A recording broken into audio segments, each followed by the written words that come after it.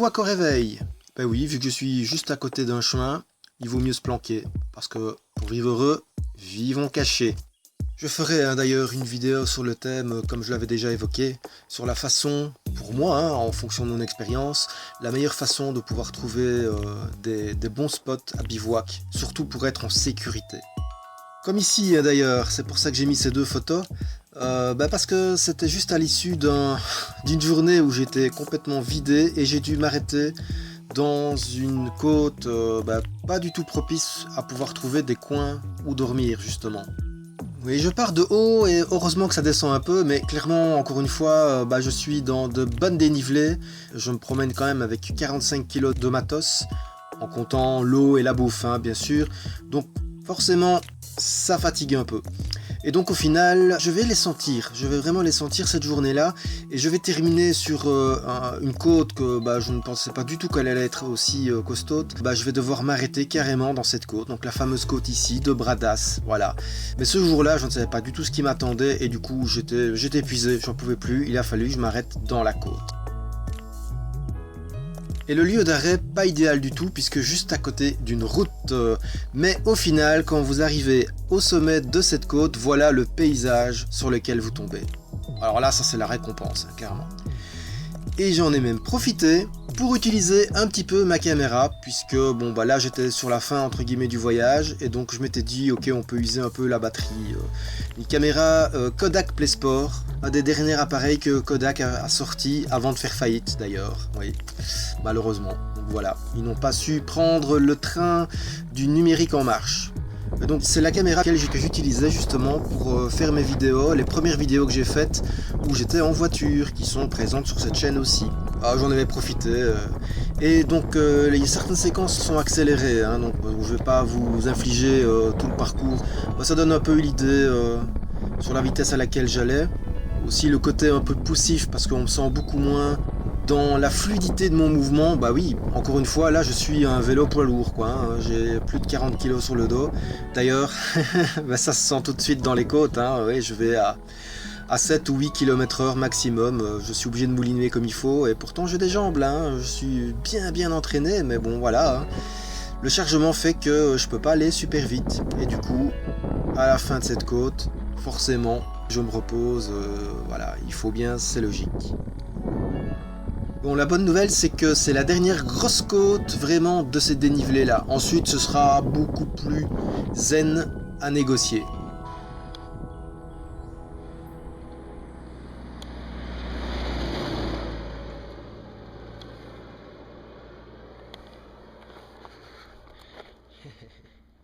Et voilà, arrivé à Sainte-Croix donc. Oui, on se fait plaisir du coup. Un bar où il y a pas mal de bières belges, donc c'est intéressant, et en plus la vue est magnifique. L'occasion aussi de me rendre compte que oui, j'ai pris le soleil forcément. J'ai eu le temps de dire bonjour aussi à mes amis dans le village, mais il est très vite temps de me trouver un lieu où faire dodo, et le lieu que j'ai trouvé, c'était magnifique, surtout que là, dans l'arbre, j'ai entendu comme des disputes d'oiseaux, et en fait, juste après, j'ai vu surgir une chouette qui m'a frôlé à 1 mètre. C'était magnifique, ça reste dans ma mémoire. Donc voilà, une bonne façon d'entamer cette première nuit. Et le trajet pour y arriver, vraiment juste pour dire, en passant par Riez, donc l'endroit le plus bas, ensuite le plateau, et donc je redescends sur Sainte-Croix-du-Verdon, finalement un petit 30 km, juste pour dire, garder la forme. Et puisque à partir de maintenant, on peut profiter, j'en profite entre autres pour faire des caricatures, entre autres celles que j'avais envie de refaire. Et on se fait plaisir aussi, Alors j'optimise un petit peu mon vélo d'une certaine façon, voilà, tant qu'à faire un peu de rosé dedans, distributeur et tout, histoire de rendre le vélo un peu plus cool.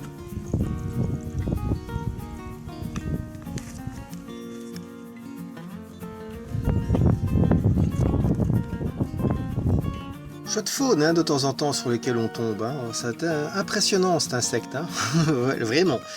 Et donc là je me pose, merci à mon ami qui tient un magasin justement. Je profite des soirées tranquillement. Et j'en profite aussi pour rendre hommage à ma façon à Hans-Ruedi Giger, le créateur du graphisme d'Alien, le premier Alien, et qui a suivi ensuite forcément un chouette artiste, bah voilà, qui est mort cette année-là, en 2014. Et Sainte-Croix-du-Verdon, donc c'est un tout petit village, hein. Il y a moins de 100 habitants réellement, voilà, toute l'année, hein, qui sont vraiment domiciliés, mais le reste c'est un lieu touristique que j'avais découvert lors de mon premier voyage en 2013. Et c'est pour ça, entre autres, que j'y suis retourné, en m'étant fait des amis, et je m'étais dit que j'irais faire des caricatures sur le lieu. Donc voilà, je profite, je découvre tout doucement. Voilà, on n'est clairement pas dans le moment où c'est fort touristique, du coup je suis assez tranquille, mais je vais bientôt devoir déplacer mon campement parce que ça commence à se charger et vu qu'il est très près du village, il va falloir que je me déplace. Pas, ils vont aller plus loin. Filme, Faustin, filme. Ils vont aller plus loin. Si. Si, ils vont aller au bout, ils vont faire demi-tour. Mais ils vont aller trop loin, on les verra pas. Ils vont faire demi-tour là. Là, il faut une tour. En attendant, un petit barbecue avec mes amis et ça nous donne l'occasion de voir les canadaires qui se posent sur le lac, mais malheureusement ils sont allés beaucoup plus loin, forcément, le lac fait 10 km de long.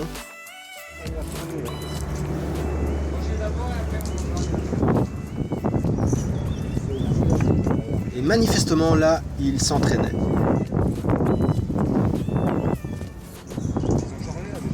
Non, ouais.